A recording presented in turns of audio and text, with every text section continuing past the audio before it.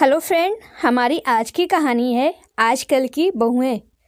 मीठा तो बना दो। वैसे आज मीठा खाने की बड़ी इच्छा हो रही है। मूंग दाल का सीरा बना लो, जो तुम बहुत अच्छा बनाती हो। लंबे अरसे से तुमने नहीं बनाया, बड़ी आलसी हो गई हो, तो आज तुम बना ही दो। क्यों, आज कौन सी लॉटरी खुल गई है तुम्हारी? लॉटरी नहीं खुली तो क्या हुआ, किस्मत तो अपने राम की खुल गई है। वो कैसे? वो ऐसे कि अब तो परमानेंट ही तुम्हारे हाथ के स्वादिष्ट पकवान खाने को मिलेंगे, और तुम्हारी बहू रानी के हाथ के भी। क्यों, बहू रानी खिलाओगी ना? क्योंकि अब रिटायर हो गया हूँ, तो अब तुम्हारी सासू माँ के भी रिटायरमेंट का टाइम आ ही गया, समझो 1-2 साल में। जी पापा जी, कहते हुए बाहर निकल गई, जो आई रात को 9 बजे। यह देखकर मिस्टर खन्ना को कुछ अटपटा लगा, पर बोले कुछ नहीं। हाँ, नाराजगी उनके चेहरे पर साफ झलक रही थी। यह आशा जी ने भली भांति महसूस किया, लेकिन चुप रही। यह सिलसिला रोज ही चलता। बहू रोमा हर रोज इधर उधर किटी पार्टियों में व्यस्त रहती, और बेचारी आशा जी दिन भर किचन एवं घर के अंदर कामों लगी रहती। थोड़े से आराम की यह पति के पास घड़ी 2 घड़ी बैठने, बोलने, बतियाने की भी फुर्सत तक नहीं थी। मिस्टर खन्ना अच्छी तरह से देख रहे थे और बखूबी समझ भी रहे थे। कुछ कहने की कोशिश करते तो आशा जी चुप रहने को कहती, साथ ही सफाई भी देती। देखिए जी, बहू पढ़ी लिखी और शहर में पली बड़ी है, उसे काम करने की आदत नहीं, पर मुझे तो बचपन से है। फिर काम करने से शरीर अच्छा रहता है। मैंने होम साइंस में भी पढ़ा है। मेरी दादी माँ भी यही कहती थी, समझे जी? जी बिल्कुल समझा जी, लेकिन ये तो बहू रानी पर भी लागू होता है। फिर शुरू में किसी को भी काम करने की आदत नहीं होती, और काम भी नहीं आता, सीखना पड़ता है। ठीक है जी, आज का ज़माना कुछ अधिक ही मॉडर्न है। बहू थोड़ा सहेलियों से मिल मिला लेती है, थोड़ा घूम फिर लेती है, मन लगा रहता है। क्या जी, आप भी ना? कौन सा मैं घिस जाती हूँ? तुम घिस तो नहीं जाती हो, पर तुम्हारी लाडली बहू को कभी काम करते देखा ही नहीं है। क्या उसका काम केवल खाना पीना, सजना संवरना, घूमना फिरना ही है? कितने सालों बाद हमें साथ रहने को मिला है, और तुम दिन भर चक्कर घिनी की बनी काम में लगी रहती हो। मुझे जरा भी अच्छा नहीं लगता। भगवान, अब जिंदगी रही ही कितनी है। अपने बेटे बहू पोते पोतियों के लिए तुमने मेरे साथ रहना ही छोड़ दिया था कि अकेले बहू को परेशानी होगी, मगर मैं देख रहा हूँ तुम्हारी बहू कभी नहीं सोचती तुम्हें भी तकलीफ परेशानी होती होगी ना। फिर तुम्हारी भी तो उम्र हो गई है, बहुत कुछ कर लिया घर के लिए। हमारी अपनी भी जिंदगी है, इससे तो मैं वहीं भला था। गुप्ता जी तो कह भी रहे थे कि वहीं रह जाऊं और तुम्हें भी यहीं बुला लूं। सारी जिम्मेदारियां तो पूरी हो गई है, अब खुद के प्रति भी जिम्मेदारी निभाएं। लेकिन नाराज क्यों होते हैं? उन्हें मेरी ज़रूरत थी, तभी तो इनके साथ रहना पड़ा, वरना मुझे भी आपके बिना कहाँ अच्छा लगता है जी। अब तो बच्चे भी बड़े हो गए हैं, स्कूल भी जाने लगे हैं। बहू रानी तो इधर उधर रोजाना घूमती रहती हैं, तो अब घर काम संभाल सकती हैं।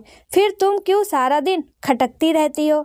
बस इस थके हारे शरीर को आराम भी दिया करो। मैं भी जागा रहता हूँ, सोने का तो बहाना करता हूँ, वरना तुम भी मेरे भी हाथ पैर दबाने बैठ जाओगी और अपना दर्द जताओगी भी नहीं। देखता हूँ रोज देर रात गए बाम लेकर कमर, हाथ पैर और माथे पर लगाती रहती हो। अब तो बस भी करो यार, थोड़ा समय इस गरीब के लिए भी निकाल लिया करो। बहू रानी संभाल लेगी घर, ये सब अब बहू रानी की जिम्मेदारी है, समझी? भगवान जी, समझ गई जी, लेकिन बहू की आदत नहीं है ना। फिर एकदम काम छोड़ दूंगी तो बहू को बुरा लगेगा जी। या तुम मुझ पर छोड़ दो, चलो अब सो जाते हैं। दूसरे दिन सुबह नाश्ते के समय सबको डाइनिंग टेबल पर एक साथ आने को कहा। सब लोग एक साथ आकर साथ ही नाश्ता करने लगे। नाश्ता खत्म होने के बाद मिस्टर खन्ना ने कहना शुरू किया, देखो बहू रानी, हमें 1 साल से भी अधिक हो गया है आए हुए। जैसा कि हम सब जानते हैं, एक निश्चित उम्र पर तो सरकार भी काम से छुट्टी कर देती है और साथ ही भरण पोषण के लिए हर महीने निश्चित धनराशि भी देती है। तो क्यों नहीं घर में माता पिता और अन्य बुजुर्गों को भी काम से छुट्टी मिलनी चाहिए, चाहिए कि नहीं? क्यों बहू रानी, मैं सही कह रहा हूँ ना? जी पापा जी। तो फिर आज से आशा जी को भी काम काज से छुट्टी दे दो। आज से घर का सारा काम, खाना वगैरह वगैरह सब तुम ही करोगी, तभी उसे आराम मिलेगा, है ना बहू रानी? जी पापा जी। मरे मन से ये कहते हुए अंदर चली गई। आज से सारा काम रोमा के जिम्मे आ गया। इस तरह दिन गुजरते रहे। रोमा की आज़ाद जिंदगी को मानो ग्रहण लग गया था। पहले तो आशा जी लगभग सारा काम निपटा लेती थी, इसलिए उसे कुछ खास करना नहीं पड़ता था। बस यूं ही थोड़ा बहुत नाम के लिए कर लेती थी। लेकिन अब तो जान गले में अटक रही थी। इन दिनों तो खाना भी समय पर नहीं बनता और ना ही ढंग का बनता था। मिस्टर खन्ना समझते सब थे मगर कहते कुछ नहीं थे। हाँ, राहुल और बच्चे किटकिट करते रहते थे। उन्हें खाना बिल्कुल ही पसंद नहीं आता था। बच्चे कहते, दादी माँ आप बनाओ ना खाना, मम्मा को अच्छा खाना बनाना नहीं आता। राहुल ने भी कहा, क्या बात है मम्मी, पापा ने एक बार क्या कहा, आपने पूरी तरह से हड़ताल ही कर दी। हफ्ते 1 आध बार तो अच्छा खाना खिला दिया करो मम्मी। ऐसी बातें सुनकर तो रोमा और भी घायल शेरनी बनती जा रही थी। बहुत हो गया तुम सब का नाटक। दिन भर मर मर के काम करो, फिर ऊपर से इनके नखरे। सबको बैठे बैठे चाहिए और फिर धीरे धीरे से बड़बड़ाती। जब से बूढ़ा आया है नाक में दम करके रखा है। बेचारी बुढ़िया काम करती थी तब कितना आराम था, लेकिन बूढ़े ने आकर सब गड़बड़ कर दिया। अब मत पूछो, बुढ़िया को भी चर्बी चढ़ गई है। मिस्टर और मिसेस खन्ना तो अक्सर अपने कमरे में रहते हैं। हाँ, कभी कभी बाहर दलान में भी बैठते थे। एक दिन इस तरह बड़बड़ाते हुए सुन लिया तो आशा जी ने कहा, बहू तुम हमारे लिए इस तरह का भाव रखती हो? अरे इतने साल से तेरे आगे मजदूरी की, तुम्हारे बच्चों को पाला पोसा, तुम्हारा घर संभाला और खन्ना जी हर महीने अपनी पगार एक मोटा हिस्सा तो यहाँ भेजते थे। वो भी तो तुम लोगों की ही काम आती थी। मैं तो 2 टाइम की रोटी ही तुम लोगों से खाती थी। कभी सोचा तुमने क्यों इस तरह से मैं काम करती थी? लेकिन तुम यह सब सोच भी कैसे सकती हो जो रिश्तों के मायने भी नहीं समझती, इस तरह की बातें करती हो? अरे मुझे तो खुद पर शर्म आने लगी है। तुमको काम करना पड़ रहा है इसलिए इस तरह की बेहुदा बातें कर रही हो। अरे हमारे बारे में कभी तो सोचती। लेकिन तुम्हें क्या पड़ी है? आज मुझे समझ में आ रहा है, वाकई कोई किसी का नहीं, सब मतलब के यार हैं।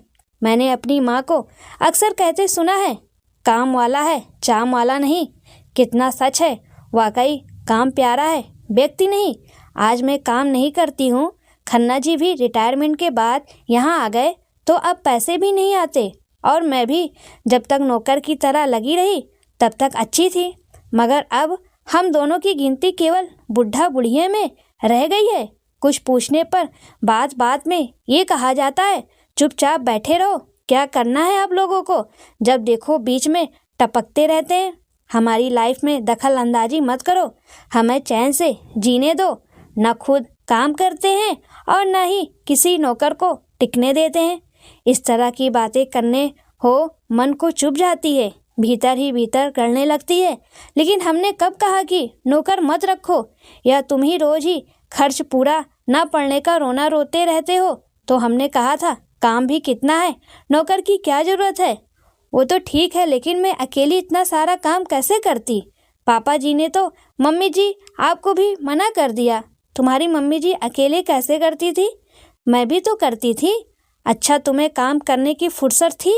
पापा जी आप हद से बढ़ रहे हैं। बहू खबरदार, जो अपने पापा जी के लिए कुछ कहा, हाँ हाँ कुछ कहो मत, सब बस बैठा कर रखो इनको, इनसे मुफ्त की रोटियां तुड़वाते रहो बस। अब तक एक शब्द नहीं। चलिए जी, यहाँ अपना घर नहीं है और ना ही ये हमारे कुछ हैं। चलिए चलते हैं। ठीक है आशा जी, आज ही चलते हैं। तुम अपना सामान बांध लो, तब तक मैं टिकट ले आता हूँ और हाँ, सिर्फ हमारे कपड़े ही लेना और तुम्हारा अपना व्यक्तिगत सामान जो भी होगा ले लेना। जी हाँ हाँ, जाओ, ताकि हम भी चैन से जिए। जरूर जियो, हमारा आशीर्वाद है। वैसे ज़रूरी नहीं है, चाहिए तो रख लेना। कहते हुए खन्ना जी टिकट लेने चले गए और आशा जी पैकिंग में जुट गई। मगर आंखें थी कि यमुना हो रही थी, दिल बेचारा रो रहा था, बिलख रहा था। माँ का दिल जो था, मगर दिमाग कह रहा था, ऐसी औलाद के लिए मैंने ज़िंदगी के सुनहरे साल यूं ही खो दिए। काश कि मैं फूट फूट कर रो पड़ी। जिंदगी इस तरह भी करवट बदलेगी, किसे था पता। फिर खन्ना जी और आशा जी अपने गांव वाले घर में रहने लगे। सच में दोस्तों, आज के ज़माने में ऐसे ही बहू मिलती हैं क्या? कमेंट में ज़रूर बताएं।